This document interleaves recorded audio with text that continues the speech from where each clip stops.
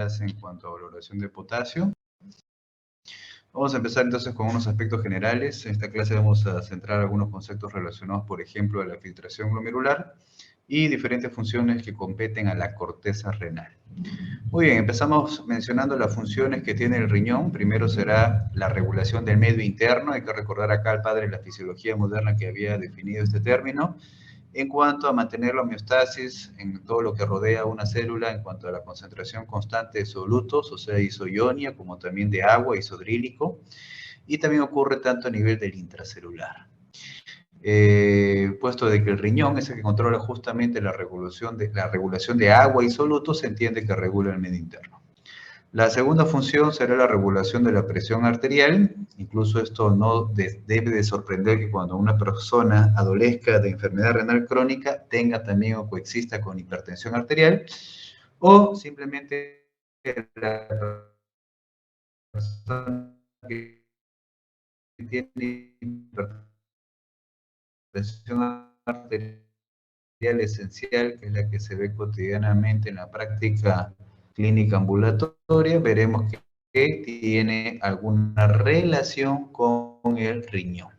Puesto que el riñón, justamente como ven acá, regula agua y también el sodio. Si tenemos afectada la capacidad natriurética, entonces esto podría generar. También lo hace a través de la formación de sustancias vasovasculares y también por el sistema renina-angiotensina-aldosterona, ¿no? Que ya lo vamos a explicar después, puesto que al fin de cuentas esto reabsorbe agua y sodio.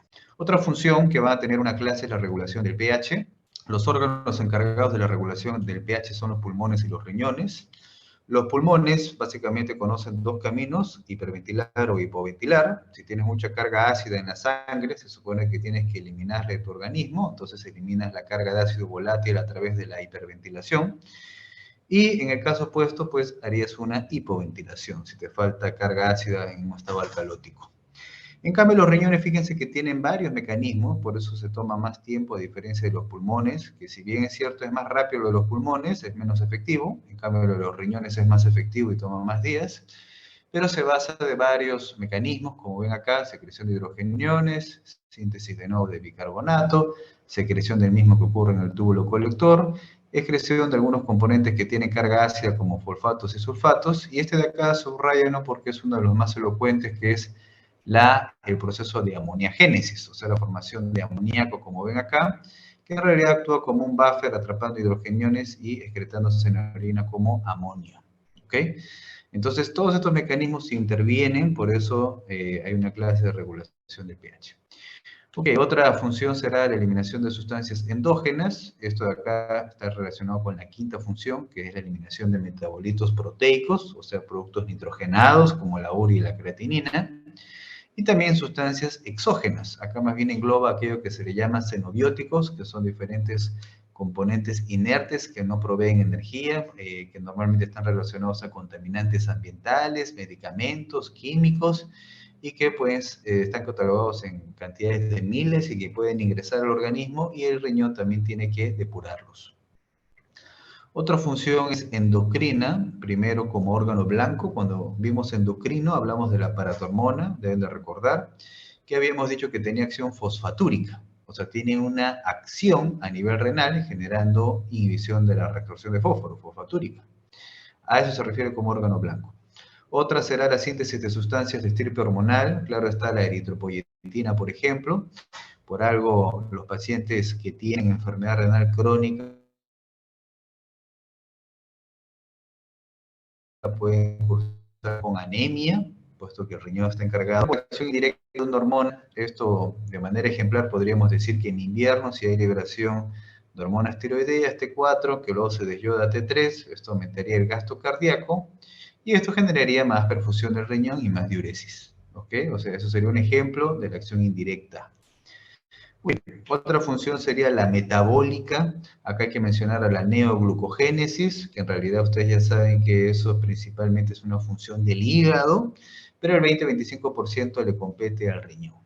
Y finalmente, la formación de orina, que no es menos importante, pero hay otras que tenemos que recordar. Miren acá, de manera esquemática, recordamos todos los procesos ¿ya? Que ocurren a nivel renal. propiamente acá tenemos la arteriola aferente, el glomérulo, la arteriola eferente, luego esto sería la red capilar peritubular que rodea los túbulos, y lo que acontece acá propiamente en el glomérulo, la filtración. ¿Ok? Se maneja grandes cantidades, puesto que el riñón es un órgano altamente perfundido, altas cantidades en cuanto a filtración, miren, hasta 180 litros al día. Esto se habla de la cantidad de filtración promedio por minuto, que va de 125 a 130, y por lo tanto ocurren en realidad varios cambios de plasmáticos a nivel corporal en el riñón.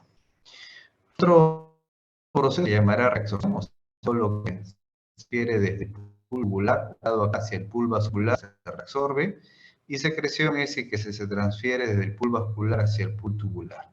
La excreción finalmente es lo que finalmente se depura, se excreta en la orina, eso se le llama excreción, y esto también lo podemos optimizar el concepto con lo que se define como masa excretada.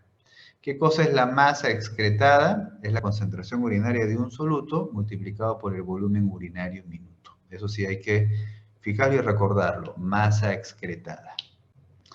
Muy bien, algunos recuerdos anatómicos de riñones. Miren tanto su polo superior e inferior. El reparo es el vertebral, el polo superior, y el E3 el inferior. Tienen una proyección oblicua, el polo está más alejado de la línea medio vertebral acá que el polo superior, y el derecho está ligeramente descendido, puesto por el espacio que ocupa a este nivel la silueta hepática. Estos reparos anatómicos los tengo que tener en cuenta, puesto que a los pacientes a veces se les hace una biopsia renal, lo cual es una técnica con una aguja percutánea, y tengo que recordar estos parámetros, lógicamente, para saber la ubicación de los riñones, es importante. Si bien utilizamos ecógrafos, etcétera, para el operador es importante estos aspectos.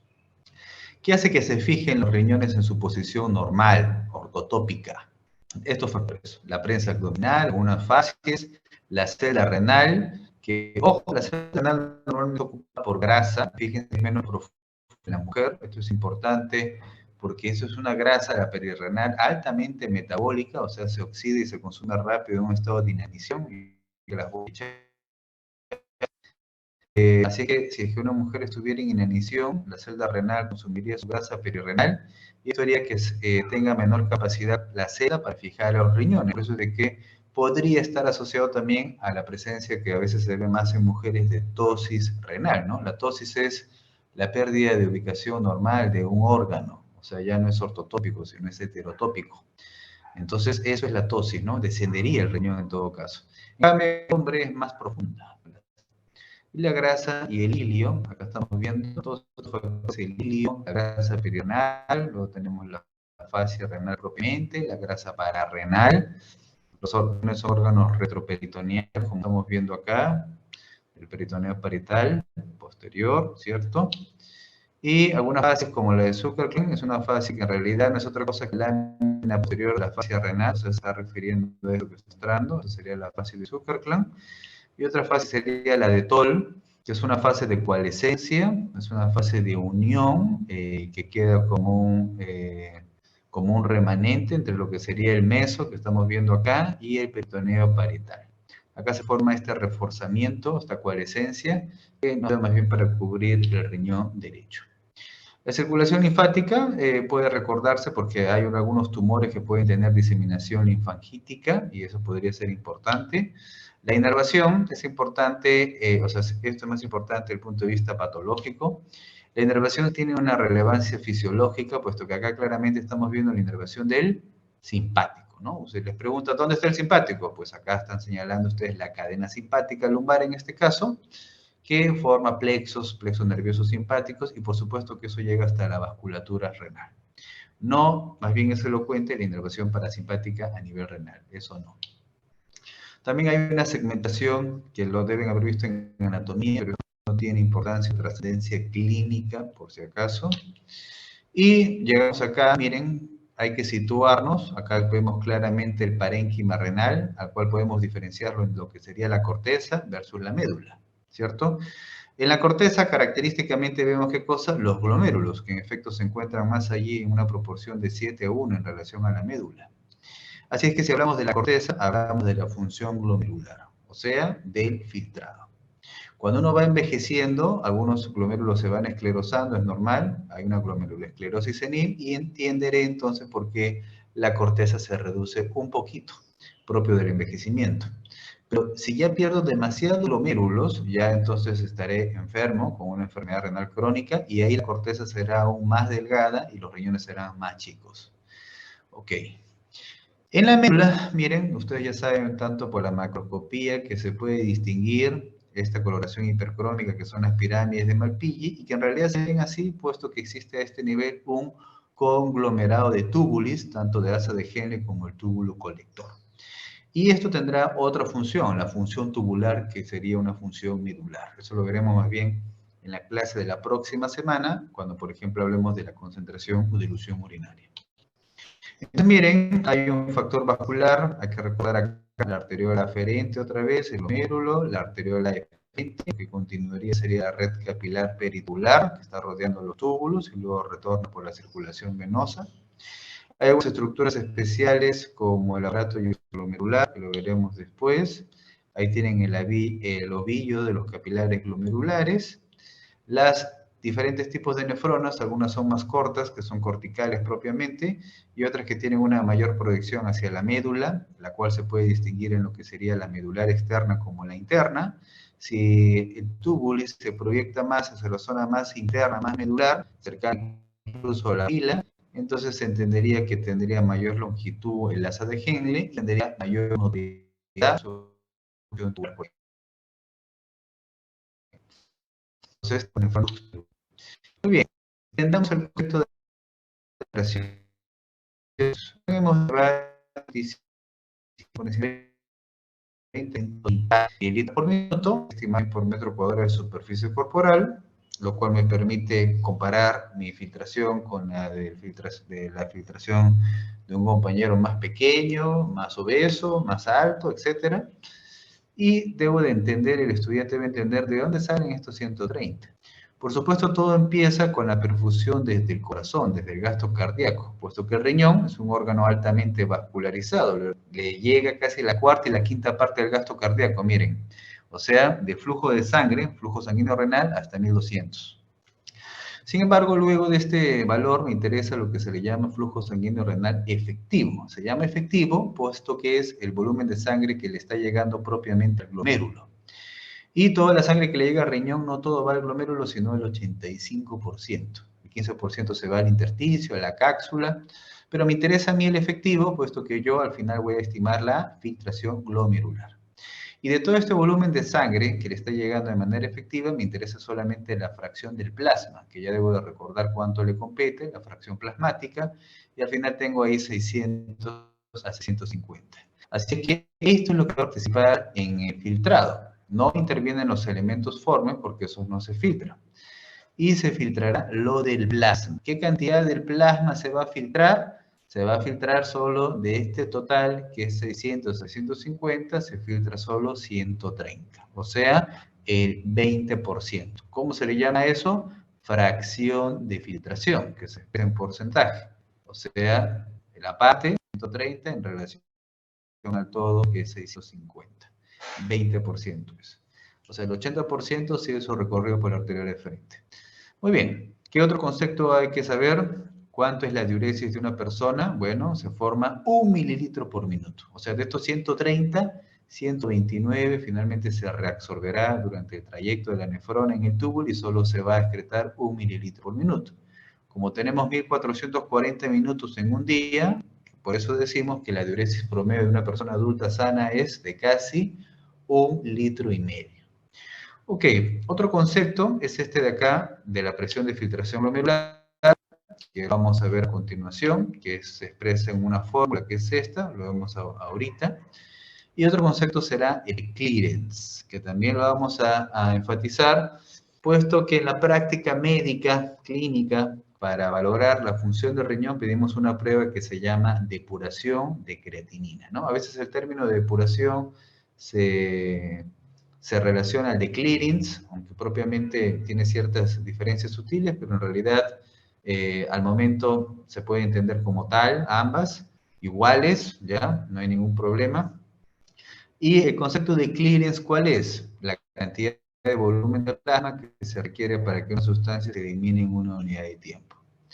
Si lo aplicamos ese concepto a esta prueba que digo que se utiliza bastante en medicina, que se llama depuración de creatinina, entonces será la cantidad de volumen de plasma que se requiere para que se excrete la creatinina en la orina en 1 minuto. A eso equivaldría la depuración de creatinina basado en el concepto de Clemens. Y esa cantidad de volumen de plasma que se requiere para que se excrete creatinina justamente es 130. O sea, la excreción de creatinina, el clearance de creatinina equivale a la filtración. Y por eso es que se utiliza como biomarcador de la filtración. Lo vamos a ver después también. Entonces, miren, acá hay el concepto de la presión de filtración glomerular. Es una ecuación matemática, es una diferencia de la hidrostática versus la suma de la oncótica con la intracapsular de Bowman. Entonces, miren, acá tengo la arteriola aferente, el glomérulo, la arteriola eferente, la red capilar peritubular, y por acá tengo el tubulin en los diferentes segmentos. Entonces, se entiende de que para que ocurra aquí un filtrado tiene que haber una presión que tiene que ser positiva, lo lógico, ¿cierto? Y esta presión positiva justamente deviene de la presión hidrostática, o sea, de la presión arterial sistémica, que incluso cuando llega acá a la arteriola aferente todavía maneja presiones capilares altas. Esto es importante porque esto que en otros órganos no ocurre esto. Ya las presiones capilares son reducidas, pero en el riñón no, son altas. Y a esto se le pone la presión de los tejidos, que en este caso será la intracapsular de Bowman, que acá dice 10, y la presión oncótica, que es de 25 a 30. Entonces esta diferencia claramente acá es positiva y lógicamente tiene que ser así para favorecer el filtrado. ¿Ok? Presión de filtración glomerular. Si yo llevara esta misma ecuación matemática a este nivel, fíjense que también me serviría para entender por qué se produce una reabsorción, que en este caso sería una presión negativa. A este nivel, ya la presión hidrostática de los capilares lógicamente se ha reducido más, la presión de los tejidos, que acá básicamente es el tubulin menor, y la presión oncótica en realidad discretamente se incrementa. La presión oncótica está relacionada acá, por ejemplo, estas proteínas en círculo que serían la albúmina, luego ocurre el filtrado, se filtra el plasma agua, que es su principal componente, y al filtrarse agua, aparte de los solutos, que es lo que va a pasar a este nivel, se van a concentrar los solutos como esta albúmina. Y al concentrarse, la presión oncótica o colidosmótica, que es lo mismo que deriva de la albúmina, se incrementa. Por eso vemos que de 25 pasa a 30. Al fin de cuentas, la presión de filtración o la ecuación, si se aplica a este nivel, es negativa, y eso me permite entender también por qué se favorece la reabsorción. Muy bien, entonces para filtración glomerular, si bien, o sea, me sirve esta prueba que he dicho que se llama depuración de creatinina en orina de 24 horas, y justamente es una de las pruebas gold estándar que se utiliza para saber cuál es la función renal de una persona, ¿no? Si bien es cierto, hemos dicho que hay varias funciones que tienen los riñones, hemos citado 9 por ejemplo, la que evaluamos para ver cómo está la función de manera general es la relacionada a la filtración glomerular. Y por eso utilizamos la prueba de depuración de creatina. La prueba en medicina ideal, en realidad debería de cumplir varios requisitos, no debería ser invasiva, debería ser fácilmente medible, no costosa, debería tener fuente accesible para dosar lo que quiero, ya sea de sangre o de orina, con buena sensibilidad y especificidad, debe permitirme una detección precoz, inducir un pronóstico, y tiene que tener coherencia científica, ¿no? Plausibilidad biológica. Entonces, cuando yo quiero calcular la prueba de depuración de creatinina en orina de 24 horas, utilizo esta fórmula de clearance, que es el UBP. ¿Ok? Yo puedo calcular el clearance de cualquier soluto, de cualquiera. Puedo calcular el clearance de la urea, del bicarbonato, del fósforo, etc. ¿Cuál es el que me interesa a mí para poder calcular la filtración glomerular? El de la creatinina. Entonces, ¿a qué cosa será igual? A la concentración urinaria de la creatinina, que justo en la prueba se ha recolectado de 24 horas, se multiplicará por la V, que es el volumen urinario minuto, que simplemente, si el paciente ha orinado 2 litros, lo voy a dividir entre 1440, que son los minutos que tiene el día, y esto lo voy a dividir entre la concentración plasmática de la creatinina, en este caso. Y este resultado, ¿cuánto me va a dar? Me va a dar de 120 a 130 mililitros por minuto. ¿Por qué se utiliza la creatinina? Porque debe de cumplir muchas de estas condiciones y que en efecto la creatinina lo tiene. La creatinina, por ejemplo, no es algo que requiera una aplicación exógena, no es invasivo, que puede tener efectos idiosincráticos en algunas personas a veces. O sea, no tiene costo, simplemente utiliza la creatinina, que es un metabolito que propiamente se genera a nivel endógeno en el organismo, el metabolismo a nivel muscular, desde la creatina y fosfocreatina. Fíjense que esto, de ahí se forma propiamente la creatinina. Y además tiene buena correspondencia, solo necesito tener una muestra de sangre o de orina, no de ninguna otra fuente adicional biológica. Y tiene buena sensibilidad, buena especificidad, sí determina pronóstico y además tiene plausibilidad. Vamos a ver por qué tiene plausibilidad además. Fíjense, acá para poder entender esta fórmula, que nuevamente está acá, el VP, yo debo de entender esto. Supone por lógica que una sustancia que viene acá por la sangre arterial, multiplicado por su filtración, debe de llegar por acá, o sea, el ingreso, y de ahí solamente tiene dos caminos, ¿no? O se excreta por la orina como masa excretada, o simplemente no se filtra y regresa por la vía venosa, ¿cierto? Ok. O sea, lo que ingresa, como ven acá, debe ser igual a lo que egresa, lógicamente. Lo que ingresa, ya lo hemos dicho, la concentración plasmática y el filtrado, debe ser igual a o lo que retorna por vía venosa o lo que se excreta como masa excretada. Entonces, si yo escojo la creatinina, la escojo porque es una molécula que se filtra al 100%. Si se filtra al 100%, entonces nada va a retornar por vía venosa. Así es que excluyo esta variable. Al final solamente me quedo con esta, con la masa excretada, o sea, con el V, y me quedo con esto. Y a partir de ahí, matemáticamente, simplemente ya sé entonces que el filtrado es igual al V entre la concentración plasmática, ¿ok? Por deducción lógica. De allí viene esta fórmula. Entonces, si la creatinina se filtra al 100% y yo le pido al paciente una muestra de orina de 24 horas, se supone que lo que yo entre acá, o sea, de la creatinuria, tiene que haber una correspondencia con lo que se ha filtrado, ¿cierto? Incluso me debe de predecir cuánto es la filtración, que ya hemos dicho de 120 a 130. Pero ¿qué pasaría si de lo que se filtra acá, de la creatinina, una parte se reabsorbe? Si se reabsorbe, entonces acá en orina habría menos.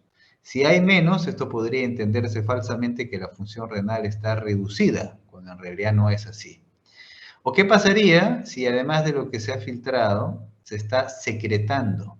Si se secreta, acá en orina habría una mayor cantidad de lo que se filtra. Y eso podría mal entenderse como que habría una mayor filtración de la que realmente tiene el paciente. Por lo tanto, la condición también que se requiere para escoger el biomarcador ideal para calcular la filtración glomerular es de que esta molécula o soluto no se reabsorba ni se secrete. Y el soluto que cumple a cabalidad ese criterio se llama inulina.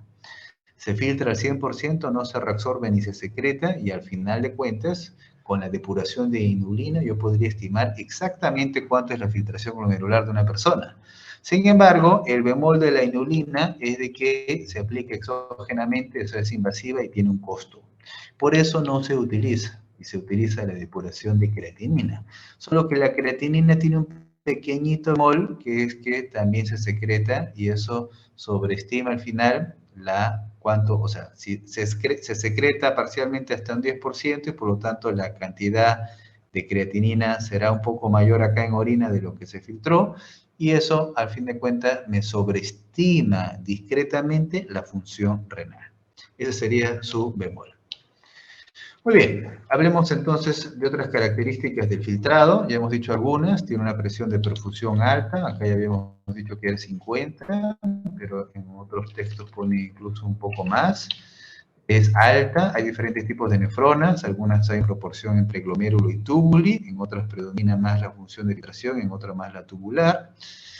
hay una gran perfusión de flujo sanguíneo y una distribución que es predominantemente la corteza, y diferentes entre la arteriola aferente y eferente que vamos a ver a continuación.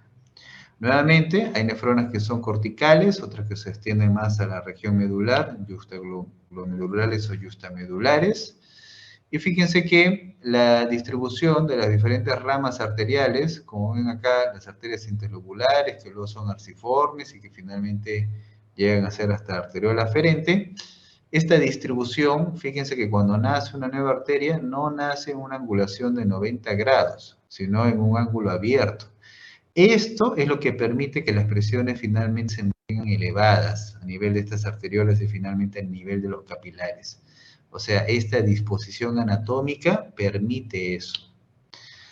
Otra característica es la membrana de filtración glomerular. Acá deben de recordar en histología las 3 capas, ¿cierto? Se supone que por la más interna acá está atravesando la sangre, el plasma, que es lo que nos interesa propiamente. Y esta cara más interna en contacto, bueno, la primera capa estará relacionada justamente con este endotelio fenestrado. Luego le seguiría la membrana basal y finalmente la más externa, que sería por estas proyecciones de los podocitos, que son los pedicelos podocitarios. Entonces se entiende que una sustancia que se va a filtrar viene desde acá, desde la zona más interna, atraviesa todas estas 3 capas y finalmente llega a esta zona que sería el espacio urinario y luego continúa acá por el tubuli. Entonces, esta triple capa hay que recordarla. Interviene en el filtrado y también hay que tener presente qué es lo que se filtra, los solutos. Esto es importante recordar el diámetro molecular, el peso molecular y la carga. Entonces, moléculas pequeñas como el agua, el urea y la glucosa, por supuesto que se filtran con mucha facilidad, son pequeñas. En general se dice que todo aquello que mida menos de 18 angstroms se filtra. La albúmina, su radio mide 35 y por lo tanto es una razón más para no filtrarse. Y además de que es una proteína de alto peso molecular, o sea, por encima de 10.000 daltons, ¿no? Si es menos de eso, se filtra sin problemas, pero si es mayor de eso, como la albúmina que pesa 65, entonces no se debería filtrar. Ok, otra función será el aparato justaglomerular, que está relacionado con el feedback tubuloglomerular y la liberación de renina, que lo vamos a ver después. Y acá tenemos la autorregulación renal. Miren, acá vamos a ir entendiendo este concepto de lo que decíamos de las diferencias entre la arteriola aferente y eferente. Miren, acá tenemos aferente, glomérulo eferente. ¿Qué pasaría acá en el ejemplo A? Si se genera una vasoconstricción de la arteriola aferente, se entendería de que va a haber una menor perfusión acá a nivel del glomérulo y por lo tanto la presión intraglomerular cae. Y al caer, por consecuencia lógica, el filtrado también cae, ¿cierto? Este otro ejemplo, fíjense, se vasoconstriñe más bien, pero la arteriola eferente. O sea, ingresa, pero no egresa. Y por lo tanto acá se congestiona y la presión intraglomerular se incrementa. Al incrementarse la presión, aumentará el filtrado, lo lógico, ¿no? Físicamente. Se incrementa la presión y se da paso de aumentando el filtrado. En este otro ejemplo, más bien vemos que se está vasodilatando la arteriola eferente en comparación a la aferente, y por lo tanto el egreso sería mayor a que el ingreso, y esto qué significaría que la presión dentro del glomérulo cae también, y por lo tanto el filtrado cae. Aquí en cambio vemos lo opuesto, se ha vasodilatado la arteriola aferente, y por lo tanto hay más ingreso, y por lo tanto la presión dentro del glomérulo aumenta, y el filtrado también aumenta. Ok, entonces, ¿qué cosa estamos diciendo del flujo sanguíneo renal? El riñón es un órgano altamente vascularizado, por eso adolece cuando hay vasculopatías como en la diabetes, y por lo tanto eso genera con frecuencia enfermedad renal crónica. Y vemos que el flujo sanguíneo me interesa propiamente el que se va a dirigir propiamente hacia los glomérulos, que como estamos viendo acá el recorrido, se va directamente hacia la corteza, ¿cierto? Por eso es que el flujo sanguíneo cortical es mayor en relación al flujo sanguíneo medular externo e interno proporcionalmente, ¿no? Y por lo tanto, en el flujo sanguíneo cortical que es mayor, habrá también más oxigenación. Entonces, ahora, estos conceptos de la hemodinamia de la arteriola aferente y eferente nos va a servir para explicar un concepto de la autorregulación renal, en la que también hay que recordar las sustancias vasoconstrictoras, como el simpático, la angiotensina 2 y la endotelina, y algunas vasodilatadoras como la prostaglandina, el óxido nítrico y la bradicinina. Pero la vamos a ir entendiendo poco a poco. ¿Qué cosa es la autorregulación renal? La autorregulación renal se define como todos los cambios que permiten mantener constante la filtración glomerular y el flujo sanguíneo renal en relación a los cambios de la presión arterial sistémica. Entonces, cuando uno va incrementando la presión, como vemos acá, por ejemplo, cruzamos el umbral de 140, que normalmente se refiere como hipertensión, entonces yo podría pensar, por lógica, entonces de que si mi presión sistémica está aumentada, se supone que mi presión también capilar de lo que llega al glomérulo hidrostática está aumentada, y por lo tanto mi presión de filtración glomerular debería de aumentar y mi filtrado también. Entonces el filtrado debería de aumentar de manera correspondiente a la presión arterial. Eso es lo que yo podría pensar, ¿no? En los casos de hipertensión o hipotensión. Sin embargo, fíjense que eso no ocurre, sino que al organismo le interesa que se mantenga el filtrado constante. O sea, no sacrifica con facilidad el filtrado. Y esto al mismo tiempo hace que el flujo sanguíneo renal previamente se mantenga constante. ¿Y cómo lo logra? Lo logra puesto que cuando se incrementa la presión arterial, no se incrementa el filtrado porque la arteriola aferente, ¿qué es lo que va a hacer? Se va a vasoconstringir. ¿Ok? Y al vasoconstringirse evita este incremento relacionado teórico que habría por la presión sistémica elevada. Lo mismo ocurre en el caso opuesto. Por ejemplo, cruzamos el umbral de hipotensión que sería menos de 90 y yo podría pensar que la filtración del paciente va a caer, pero eso no ocurre, se mantiene estable el flujo sanguíneo y la filtración porque ahora en este caso más bien lo que la arteriola aferente está haciendo, ¿qué cosa es? Es vasodilatarse. Así es que es un mecanismo compensatorio. Lo mismo pasa en el flujo sanguíneo cerebral, también hay esta autorregulación. Sin embargo, como ven, tiene un límite, ¿no? Que es cuando ya cursa el umbral de menos de 60. Cuando es menos de 60, o se dice acá más de 170 en promedio de la presión, se pierde la capacidad de autorregulación. ¿Ok? Muy bien, veamos un ejemplo esquemático como sucede en el choque. En el choque vamos a ver que hay una pérdida de volumen, habrá menor volumen circulante efectivo a nivel renal y eso generará una menor presión hidrostática capilar, por lo tanto una menor presión intraglomerular y el filtrado glomerular debería de caer. Sin embargo, vamos a tener mecanismos compensatorios que están relacionados con el aparato yuxtaglomerular, que el aparato yuxtaglomerular normalmente sensa los cambios que le llega a través de la mácula densa de la concentración de sal, ¿no? Entonces, cuando le llega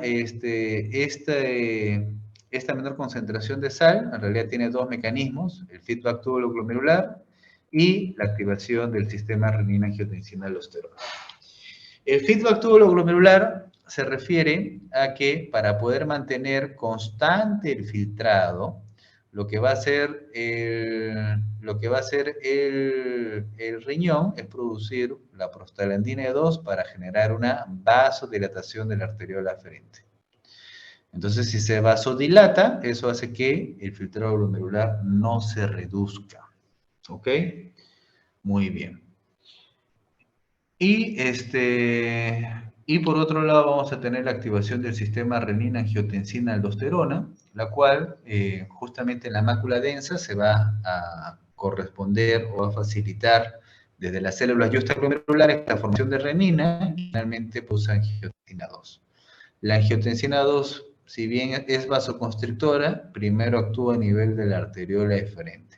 Si tú vasoconstriñes la arteriola eferente, entonces el ingreso será mayor que el egreso, la presión aumenta a este nivel y el filtrado se optimiza. O sea, es un mecanismo compensatorio. Muy bien. Aparte de que luego se formará aldosterona que reabsorberá también agua y sodio. En el choque también hay una activación del simpático, el cual por sus receptores beta 1 también favorece la liberación de renina. Y fíjense que también inicialmente el sistema simpático también favorece la vasoconstricción de la arteriola eferente. Ahora, si es que esta persona no se trata a tiempo o la causa de la hipovolemia es muy intensa, entonces finalmente, lamentablemente, el riñón se tendrá que sacrificar, puesto que en ese estado crítico se requiere que el volumen de sangre que tiene y el riñón entonces se puede sacrificar, o sea, puede atravesar isquemia, necrosis, pero hipovolemia ya franca, sostenida, habrá activación simpática, pero ya no solo vasoconstriñirá la arteriola eferente, sino también la aferente. Y eso lamentablemente ya generará menor relacionado con la menor volemia, con la liberación de la hormona antidiurética.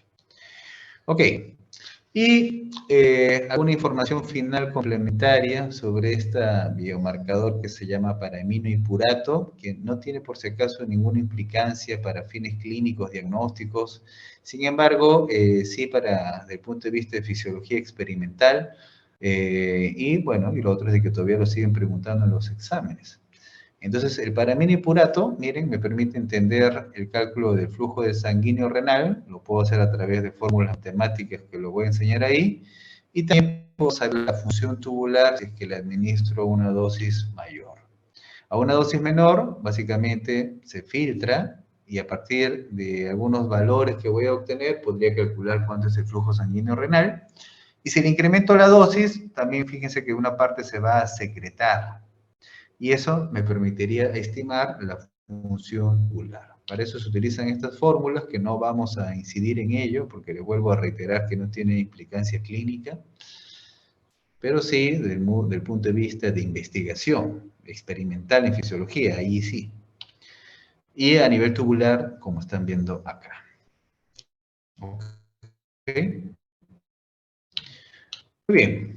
¿Preguntas? A ver qué preguntas tienen.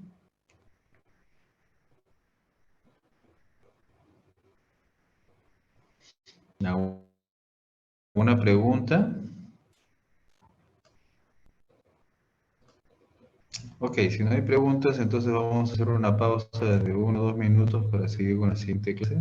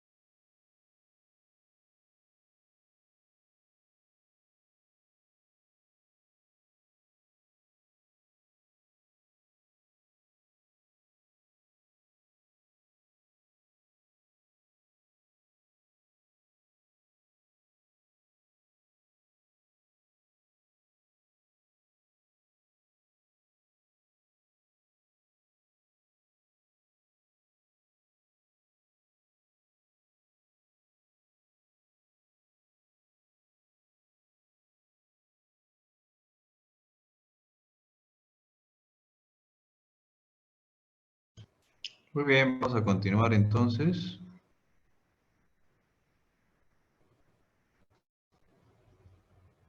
Me confirma si están viendo mi pantalla.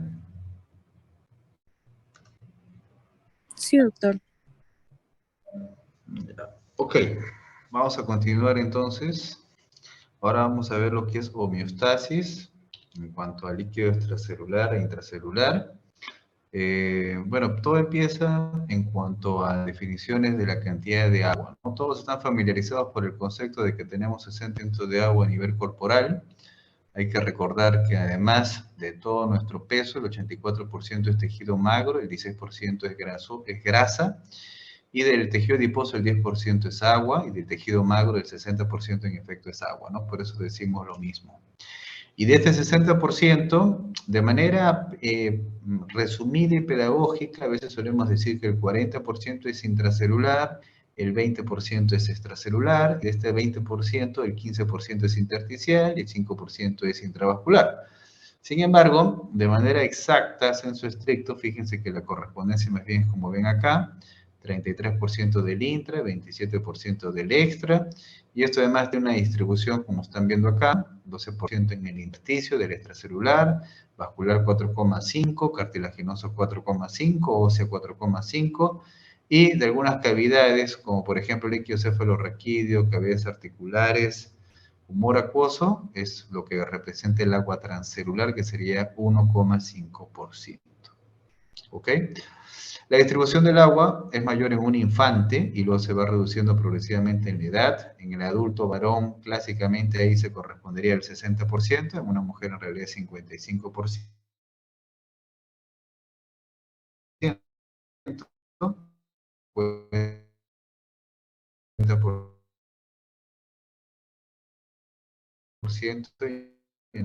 la mujer sería cercano al 45%. O sea, estas estimaciones, acá a manera de ejemplo, la antipirina me ha permitido calcular cuánto tengo de agua celular, por ejemplo.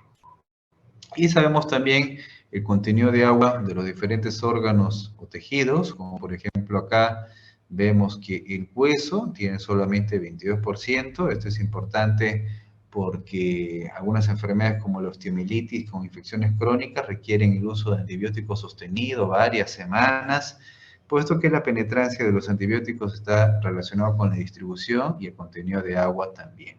¿Ok? Por supuesto, el riñón, miren, además es un órgano altamente vascularizado y se puede entender por ello su contenido de agua. Del agua hay que recordar sus propiedades físicas, que lo vieron en química. Es un solvente universal, no tiene carga, tanto catiónico y aniónico se puede unir a otras moléculas si es que están contenidas en dicha solución, si es que hay presencia de agua. Eso está relacionado a su constancia dieléctrica y tiene también elevada capacidad calorífica. Esto, dicho sea de paso, permite entender por qué las personas se mantienen en homeotermia, ¿no? O sea, tenemos 37 grados y nos mantenemos como tal durante el día con oscilaciones muy discretas de 0,2 y se supone que esto está relacionado a nuestra capacidad circulatoria y está relacionado a la sangre que contiene propiamente, que se contiene en la circulación. El principal componente de la sangre es plasma y de ello es agua, así que se respeta el principio de elevada capacidad calorífica. O sea, para que el agua alcance su punto de ebullición requiere 100 grados Celsius, alta capacidad calorífica, a diferencia de otras soluciones. Y esto, aplicado a lo que les estoy diciendo, significaría de que yo, para incrementar 1 grado de temperatura, requeriría un gran consumo de energía y de calorías, lo cual eso no se da. Entonces, por eso es que nos mantenemos en homeotermia. También hay una constante disociación del pK relacionado al pH, propiedades coligativas, o sea, en relación al medio, ingresos que se calculan según el balance hídrico, que son variables, y el tipo de agua que puede ser libre o constitucional a nivel de las células. El balance hídrico, miren, se calcula acá una diferencia entre ingresos y egresos. Ingresos, bebidas, los alimentos también tienen, aunque sean sólidos, agua, el agua de oxidación que se produce de las células del ciclo de Krebs, y esto tiene que ser equiparable a la diuresis que hemos explicado por 1500, pérdidas insensibles 900, en heces una cámara sería aproximadamente de 200. Por eso 2600 también por acá, el balance hídrico debería de ser neutro. Y si fuera negativo, tendríamos la sensación de sed por aumento de la osmolaridad y eso generaría mayor ingesta de agua. ¿Cómo se distribuye el agua en los diferentes tejidos? Acá tenemos una arteriola que finalmente va a llegar a su sección capilar, todavía encargada de la perfusión, de la entrega de nutrientes, de oxígeno, y se entiende que acá la presión debe ser positiva para favorecer dicha salida. Y ya a nivel del capilar venoso y la vénula, se supone que más bien se favorecería esto de acá, la reabsorción en cuanto a una presión negativa. Para que se dé esto, se supone que se cumple la ley de Starling, que como siempre es la diferencia de las presiones hidrostáticas versus las presiones oncóticas. La oncótica que fluctúa 25 a 30 milímetros de mercurio. Entonces lo mismo estamos viendo acá, a nivel arteriolar, capilar, se favorece la filtración, ¿cierto? Y a nivel venular, finalmente, la reabsorción, ¿cierto? No, lo que se reabsorbe va hasta el 90% por este mecanismo, y a lo mejor por algunas proteínas, para las proteínas o moléculas más grandes, va por la circulación linfática el 10% restante. Entonces, en este caso de la filtración, presión positiva, se entiende de que acá predomina la hidrostática, y lógicamente acá en relación a la oncótica, y lógicamente acá en la vénula, por supuesto que ya se ha perdido la fuerza de la presión hidrostática y más bien se favorecería ahí solo la reabsorción. Ok, ¿qué más podemos decir de la regulación extracelular? Fíjense que hay que entender que el principal componente químico del cuerpo es el CHON, ¿no? Hidrógeno, oxígeno, carbono y nitrógeno. Luego le siguen minerales como el calcio y el fósforo. Y fíjense que ya luego le siguen los solutos como el cloro, el sodio y el potasio. Por eso es importante. Tanto así que el principal catión del extracelular es el sodio. El principal catión del intracelular es el potasio. El principal anión del extracelular es el cloro y le sigue el bicarbonato. Y el principal anión del intracelular vendría a ser el fósforo. Esto es importante porque, miren acá podemos entender dos conceptos. Primero el concepto de electroneutralidad.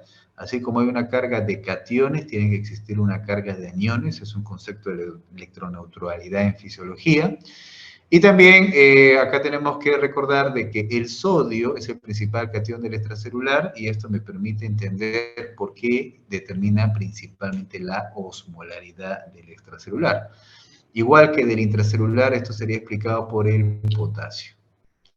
Entonces acá vemos que en sangre hay una gran concentración de sodio, a diferencia de la célula, que es menos. Diferente ocurre con el potasio, que es más dentro de la célula, a diferencia del extracelular o en la sangre, que es menos. ¿Ok? El cloro más bien es un anión, más es en el extracelular, incluso no ingresa a la célula porque tiene electroneutralidad o electronegatividad en reposo, ¿no? Por eso vemos que el cloro es menos. Y esta distribución de más sodio en el extra y más potasio en el intra, ¿a qué se debe? Se debe justamente a esta bomba que está en todas las células del cuerpo, que es la bomba 3 sodio 2 potasio ATPase, que como ven, normalmente saca sodio e ingresa potasio. Y lo hace en contra del gradiente químico, por eso utiliza energía ATP. Puesto que el gradiente químico es este. Si yo sé que tengo más sodio en el extracelular, como vemos acá, por gradiente químico pasivo va siempre de mayor a menor concentración, o sea, de fuera de la célula hacia dentro de la célula. O lo mismo pensaría con el potasio, por gradiente químico, ya que hay más potasio dentro de la célula, va hacia afuera de la célula, de mayor a menor concentración. Sin embargo, esto va en contra del gradiente químico y más bien favorece que se mantenga ese orden, o sea, de más sodio en el extra y más potasio en el intracelular. Entonces, la osmolaridad, ¿qué cosa es? Como vemos acá, el número de solutos por litro de solución. Entonces, de los solutos, yo puedo tener varios solutos en la sangre, como vemos acá, pequeños y abundantes como el sodio, la glucosa y la urea, pero de lejos el más importante es el sodio, en cuanto a su abundancia y su tamaño. Por eso es de que en esta ecuación basta que yo determine 2 veces el sodio, ya sé cuánto tenemos de osmolaridad. ¿Ok? ¿Cuánto es la osmolaridad de una persona? De 290 más menos 10 miliosmoles por litro. O sea, de 280 a 300. ¿Y cuánto hay de sodio en sangre? 140 miliequivalentes por litro. O sea, 2 veces sodio prácticamente ya me da la respuesta de la osmolaridad total. Así que la participación de la glucosa y la urea, que si bien están presentes, serán mucho menores. Muy bien, estos son otros conceptos que ya deben de recordar, se lo vieron en la primera práctica de laboratorio de test de fragilidad osmótica, ósmosis, el movimiento del agua de menor a mayor concentración, lo vamos a recordar en la teoría de la próxima semana, en concentración y dilución urinaria. La presión osmótica es la presión ejercida por los solutos. La tonicidad, para justamente poder definir qué es hipotónico y hipertónico, es la presión osmótica de una solución en relación al plasma, que ya sabemos que tiene 300. Y si la tonicidad efectiva es todo aquello que induce cambios en el volumen celular, les recuerdo esto que se había visto en su primera práctica de laboratorio. Acá tienen un eritrocito que está expuesto a un medio isotónico, o sea, cloruro de sodio de 0,9%. No hay cambios que generan salida o ingreso de agua de manera alterada. En cambio, en una solución hipotónica, o sea, el medio es hipo, o sea, menor osmolaridad, y por lo tanto, el agua ¿de dónde va? De menor a mayor, ¿no? O sea, ingresa. Ingresa el eritrocito, se dematiza y por eso se lisa. En cambio, una solución hipertónica, en la que el medio tiene mayor osmolaridad, más bien se favorece la salida de agua. Y lo que pasa acá es que este eritrocito al final se crena, se deshidrata. Muy bien. ¿Qué es lo que tenemos acá? El alumno también tiene que saber, vamos a empezar a hablar un poco del sodio, ¿ok? El sodio, el sodio tiene implicancia incluso hasta para leer una etiqueta nutricional de algún producto, ya sea procesado, nutrientes, que a veces lo que lo colocan en el etiquetado es cuántos milimoles o gramos de sal contiene. Entonces, lo que tenemos que recordar primero es qué cosa es un mol. Es el peso molecular de una sustancia que se expresa en gramos. Ejemplo, si queremos calcular cuántos moles tienen 6 gramos de sal, entonces gramos, 6 pondré acá, entre su peso molecular que es 58. 6 entre 58, 0,10 moles, eso es lo que contiene. Luego esto lo transformo a milimoles, o sea, lo multiplicaré por 1000, puesto que un mol tiene 1000 milimoles, y al final tengo entonces 100 milimoles. O sea, en 6 gramos de sal hay 100 milimoles, o sea, es fácil hacer este cálculo. Lo puedo también hacer en sentido inverso, si ya sé que tengo 50 milimoles, lo transformo a moles, o sea, lo divido entre 1000, y luego lo tengo que multiplicar en este caso por el peso molecular, y al final tengo 2,9 gramos de sal. Ok. El peso molecular, acá tengo la lista para que lo recuerden, del sodio, del cloro, 23 y 35, potasio 39, y esto a su vez viene, para que no se olviden, del sodio en el caso, la suma de protones y neutrones, eso es lo que está explicando su peso molecular. El sodio en la nefrona, miren, es regulado a través del sistema simpático, que también lo reabsorbe a nivel del túbuli, el túbuli proximal, y el sistema renina-angiotensina-aldosterona reabsorbe sodio mediado tanto por la angiotensina 2, pero también por la aldosterona, ¿no? La angiotensina 2 a nivel del túbuli proximal. Otros péptidos, como el péptido natriurético, más bien se encarga, como su mismo nombre lo dice, de hacer perder sodio, y eso lo hará inhibiendo su reabsorción a nivel del túbulo colector, y por lo tanto tiene capacidad natriurética. Entonces, fíjense, acá vamos a poner un ejemplo de que una persona ingiere mucha sal, mucho sodio, entonces su osmolaridad en sangre va a aumentar. Acá vamos a hablar también de la ADH, la cual se estimula cuando hay incremento de la osmolaridad y eso genera una retención de agua. Esta retención de agua me podría llevar a un caso hipotético al otro extremo, en la que hay una gran ganancia del volumen y de la presión arterial. Y si ocurriera eso, esto más bien ahora inhibiría la renina y eso reduciría la reabsorción de sodio, finalmente, ¿cierto? Y si hay una expansión del plasma, se aumentaría el péptido natriurético y eso también reduciría la reabsorción de sodio en el túbulo colector y al final tendremos más natriuresis. Ahora, en el caso de, o sea, me estoy yendo de un ejemplo al otro y de acá, otra vez estoy viendo la respuesta. En el caso de que tenga déficit de sal, más bien, ¿ok? La persona más bien puede ingerir, por ejemplo, mucha agua y al final la sal, cuando tengo mucha ingesta de agua, lo que va a pasar que en el plasma es que la osmolaridad se reduce, puesto que el sodio se está diluyendo por el exceso de agua. Y esto más bien, al reducir la osmolaridad, se suprime la ADH y más bien genera una mayor pérdida de agua, ¿no? Lo vamos a ver también después, lo del ADH. Entonces, al haber una mayor pérdida de agua, me podría ir al otro lado, o sea, a una hipovolemia, a una hipotensión. Y esto más bien generaría una estimulación del sistema renina-angiotensina-aldosterona y por lo tanto, finalmente se reabsorbería más sodio y agua. Y al final la natriuresis, en este caso, estaría reducida. Acá está el sistema renina-angiotensina-aldosterona. Miren, el hígado, el precursor, forma angiotensinógeno. Esto por la acción de la renina, que es una peptidasa, forma angiotensina 1. Y esto por la enzima convertidora de angiotensina, que tiene acción sistémica, no solo en el pulmón, forma angiotensina 2. La cual, si llega a la capa glomerular de la corteza suprarrenal, va a formar finalmente aldosterona. Este proceso se va a estimular cuando hay hipotensión o cuando hay hipovolemia, y también el sistema simpático hace lo suyo, puesto que tiene inervación beta 1 a nivel de las células justaglomerulares. El sodio principalmente se reabsorbe en la nefrona en el túbulo proximal, como vemos acá, y luego le sigue en el enlace ascendente gruesa de Henle, y lo que ocurriese acá a nivel del túbulo distal mediado por la aldosterona, más bien sería un mecanismo hormonofacultativo, o sea, va a variar según su presencia. Entonces, eso es en cuanto al sodio. ¿Qué podemos decir en cuanto al agua?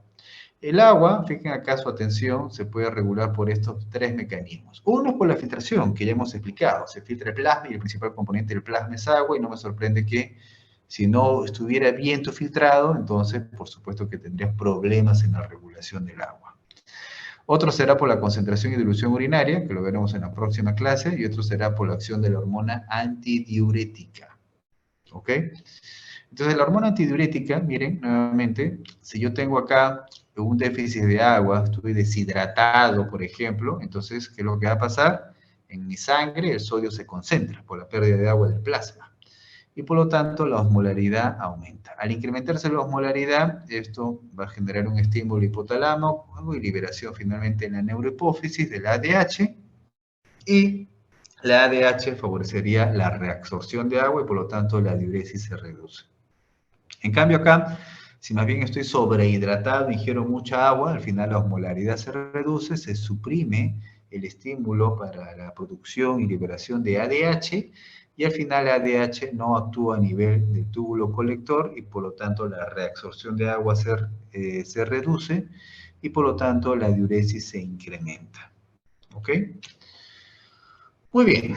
Finalmente hablaremos sobre el concepto de volumen circulante efectivo. Algunas cosas ya hemos dicho que lo que se refiere en cuanto a lo que perfunde efectivamente a nivel del glomérulo, pero en cuanto a volemias, yo puedo encontrar diferentes tipos de sensores en el organismo. Hay sensores que están, por ejemplo, en la aurícula, otros están en el seno carotídeo, en el arco aórtico. El aparato justaglomerular es uno más de estos sensores que en este caso sirve para regular el volumen circulante efectivo. Entonces, este sensor está acá, que es la mácula densa, que se ve así más hipercrómico en uno de los segmentos del túbulo distal, y que en realidad funciona como un quimioreceptor, ¿no? O propiamente hablando, un quimiosmoboloreceptor. Entonces, esto de la mácula densa en realidad forma parte e interacciona con lo que sería el aparato justaglomerular, que lógicamente está formado por estas células con las cuales colinda, que son las células justaglomerulares, y la arteriola aferente. Como lo ven ahí, colinda. Entonces, ya hemos dicho que hay dos mecanismos, ahora lo vamos a explicar mejor, que es el feedback túbulo-glomerular y la liberación de renina. La liberación de renina, pues ya hemos dicho, si por ejemplo la persona está con hipovolemia depletada de sal, esto llega a menos cantidad entonces a los riñones, esta información llegará a la mácula densa y acá colinda con las células justaglomerulares y por lo tanto liberará renina. Y cuando libera renina, se activará el sistema renina-angiotensina-aldosterona y finalmente eso hará que reabsorbas más sodio y agua. O sea, tiene un mecanismo, una finalidad compensatoria. Como vemos acá, también a estas células justaglomerulares me está llegando la inervación del sistema simpático, puesto que acá hay receptores beta 1 y por lo tanto eso favorecería también la liberación de renina, mediada por el simpático. Ok, y por otro lado más bien tendré el feedback túbulo-glomerular. Su mismo nombre ya me lo dice. El túbulo tiene que estar relacionado con el factor que en este caso sería el estimulante. Y el glomérulo normalmente se asocia a su filtración. Entonces, ¿Qué pasaría si yo tuviera una hipovolemia o una menor carga de filtración de volumen de sodio? Se entendería de que el filtrado glomerular debería de reducirse, ¿cierto? Pero como ya hemos dicho, hay mecanismos compensatorios que evitan que el filtrado se reduzca o se incremente de manera inmediata. Se mantiene primero constante. Y justamente este es uno de ellos también, el feedback tubulo glomerular. Entonces, en ese caso de que hubiera hipovolemia, o como habíamos mencionado antes en el choque, lo que va a hacer, esta información se va a censar aquí en la mácula densa, y a partir de aquí, de las células glomerulares, se va a liberar una prostaglandina. ¿Cuál es? La prostaglandina E2. Que cuando llegue acá, a la arteriola aferente, ¿qué es lo que va a generar? Va a generar una vasodilatación. Y esa vasodilatación optimizaría el filtrado glomerular, ¿cierto? Ya no se reduciría. ¿Ok? Entonces, el feedback tubulo-glomerular también tiene esa función compensatoria. Lo estamos viendo acá. Menor carga de sodio o una hipovolemia, se forma prostaglandina E2, genera vasodilatación. ¿Ok? Y también funcionaría en el sentido opuesto. Si yo también más bien tendría un exceso de la carga filtrada porque, por ejemplo, el paciente estaría hipervolémico, entonces yo podría pensar de que ahora habría una hiperfiltración. Pero gracias al feedback tubulo glomerular, ahora se va a formar otra molécula que es la adenosina, y esto generaría más bien una vasoconstricción de la arteriola aferente. Y eso reduciría el filtrado y se mantendría constante. ¿Ok? Entonces, feedback tubulo glomerular. Muy bien, ¿tienen alguna consulta? ¿Preguntas?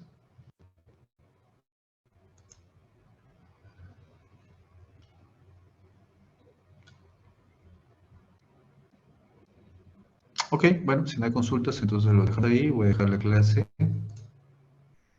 Recording stopped. The recording has stopped. Muy bien, eso sería todo. Buenas tardes, hasta luego.